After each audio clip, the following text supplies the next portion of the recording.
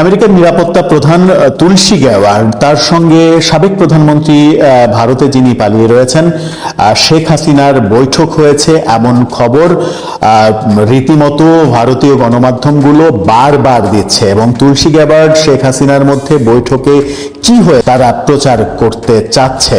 তুলসী গ্যাওয়ার শেখ হাসিনার দিকে হাত বাড়িয়ে দিয়েছেন, হ্যান্ডশেক করেছেন, তারা দুজন দুজনকে জড়িয়ে ধরেছেন। তুলসী গ্যাওয়ার শেখ হাসিনাকে আশ্বস্ত করেছেন ট্রাম্প তার ব্যাপারে ভাবছে এই বলে। অজিত দোভাল ভারতীয় নিরাপত্তা উপদেষ্টা, তার সঙ্গে সেনার শারীরিক খোঁজ খবর নেওয়া হয়েছে, ওষুধ খাওয়ার ব্যাপারটা নিয়েও আলোচনা হয়েছে। এরকম ভারতীয় মিডিয়া যখন দিচ্ছে তখন আমরা দেখেছি আমেরিকার একটি বিখ্যাত গণমাধ্যম বাংলাদেশ সম্পর্কে রিপোর্ট করেছে। বাংলাদেশকে আফগানিস্তানের সঙ্গে এবং বাংলাদেশের সন্ত্রাসী জঙ্গিদের যে উত্থান সেটাকে বিন লাদেনের সঙ্গে তুলনা করে আমেরিকা সরকারকে সাবধান করা হয়েছে। এটা বাংলাদেশের জন্য ভয়াবহ। শেখ হাসিনার মধ্যে সাক্ষাৎ হয়েছে, এই খবরটা বারবার ভারতীয় গণমাধ্যম দিচ্ছে এবং তাদের সাক্ষাতে কি কথা হয়েছে, কি ধরনের আলোচনা হয়েছে। তুলসী গ্যাওয়ার শেখ হাসিনাকে আশ্বস্ত করেছেন, অজিত দোভালের সঙ্গে শেখ হাসিনার খুনসুটি হয়েছে, নানা রকমের খুঁটিনাটি খবরও ভারতীয় গণমাধ্যম দিচ্ছে। কিন্তু তুলসী গ্যাওয়ার এবং শেখ হাসিনার সাক্ষাতের খবর যখন ভারতীয় গণমাধ্যম দিচ্ছে তখন যেটা একেবারেই নিরেট সত্য ঘটনা সেটা হচ্ছে আমেরিকার গণমাধ্যম ওয়াশিংটন এক্সামিনার যেটা বিশ্বের অন্যতম একটি গণমাধ্যম, সেখানে বাংলাদেশ সম্পর্কে একটি রিপোর্টে বাংলাদেশকে সন্ত্রাসের জঙ্গিবাদের আখড়া হিসেবে উপস্থাপন করা হয়েছে এবং আফগানিস্তানের সঙ্গে তুলনা করা হয়েছে, বাংলাদেশের জঙ্গিবাদকে বিন লাদেনের সঙ্গে তুলনা করা হয়েছে এবং যুক্তরাষ্ট্রকে সাবধান করা হয়েছে।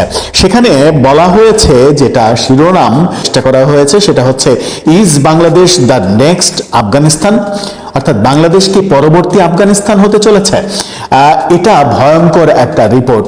এই রিপোর্ট বাংলাদেশের জন্য ভয়াবহ একটা বার্তা বয়ে আনতে পারে। এই রিপোর্ট বাংলাদেশের জন্য কোনোভাবেই সুখকর রিপোর্ট হতে পারে না।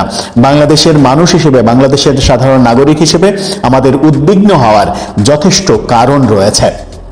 সেই রিপোর্টে আমেরিকা বলতে চাচ্ছে সেটা হচ্ছে যে বাংলাদেশে সন্ত্রাসী কার্যক্রম, বাংলাদেশে জঙ্গিবাদের উত্থান, বাংলাদেশে সংখ্যালঘু নির্যাতন এমন পর্যায়ে চলে গেছে যেটা পরবর্তী আফগানিস্তান হতে চলেছে। এবং তারা একেবারে স্পেসিফিকভাবে ডোনাল্ড ট্রাম্পের সরকারকে যে মেসেজটা দিতে চেয়েছে সেই মেসেজটা হলো বিন লাদেন সম্পর্কে আমেরিকা বুঝতে দেরি করেছিল, অর্থাৎ বিন লাদেনের ক্ষমতা সেটা বুঝতে পারেনি আমেরিকা। আর বুঝতে পারিনি বলে 2001 সালের 11 সেপ্টেম্বর, যাকে আমরা 1/11 বলি, সেই 1/11-এ আমেরিকার টুইন টাওয়ারে হামলা করেছিল বিন লাদেন। সেখানে বিমান হামলার কথা আমরা জানি, কিভাবে সেই ভিডিও চিত্র বিশ্বব্যাপী ভাইরাল হয়েছিল। সেই ভিডিও চিত্র যে ভয়াবহতার, জঙ্গিবাদের যে ভয়াবহতার বার্তা দিয়ে তুলনা করা হয়েছে বাংলাদেশের জঙ্গিবাদের উত্থানকে, এবং বাংলাদেশের জঙ্গিবাদের উত্থানকে পরবর্তী আফগানিস্তান হিসেবে ট্রিট করা হয়েছে। সব থেকে ভয়াবহ ব্যাপার সেটা হচ্ছে যে বিন লাদেনের ব্যাপারটা আমেরিকা বুঝতে দেরি করেছিল বলে টুইন টাওয়ারে হামলা হয়েছে, যার ফলে আমেরিকা ক্ষতিগ্রস্ত হয়েছে। বাংলাদেশ সম্পর্কে যে বার্তাটা দেওয়া হয়েছে, বাংলাদেশ সম্পর্কে ট্রাম্প প্রশাসন এই মেসেজটা ওয়াশিংটন এক্সামিনার দেওয়ার চেষ্টা করেছে। এর চাইতে বাজে খবর আমার মনে হয় গত 7 মাসে আমাদের দেশের জন্য আসেনি। বাংলাদেশকে আফগানিস্তানের সঙ্গে তুলনা করা, বাংলাদেশের জঙ্গিবাদের উত্থানকে বিন লাদেনের সঙ্গে তুলনা করা, আমেরিকাকে সাবধান করা যে আমেরিকা বড় ধরনের বিপদে পড়তে পারে যদি ব্যবস্থা না নেয়, সেটা আমাদের জন্য ভয়াবহ বার্তাই শুধু না, বাংলাদেশের স্বাধীনতা সার্বভৌমত্বের জন্য বড় ধরনের হুমকি। এখন এই মুহূর্তে সরকারের উচিত এই ব্যাপারটাকে ছেলে খেলা না করে এই ব্যাপারটাকে গুরুত্ব দিয়ে যে করণীয় করার সেই করণীয়গুলো তারা যেন করতে পারে, তাদের সেই করণীয়গুলো করা উচিত।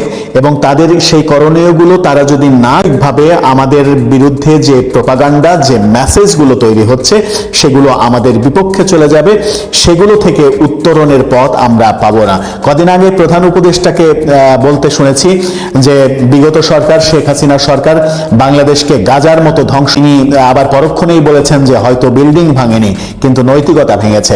যদি নৈতিকতার প্রশ্নই আসে তাহলে আওয়ামী লীগ সরকারের শাসনামলের থেকে বর্তমান সরকারের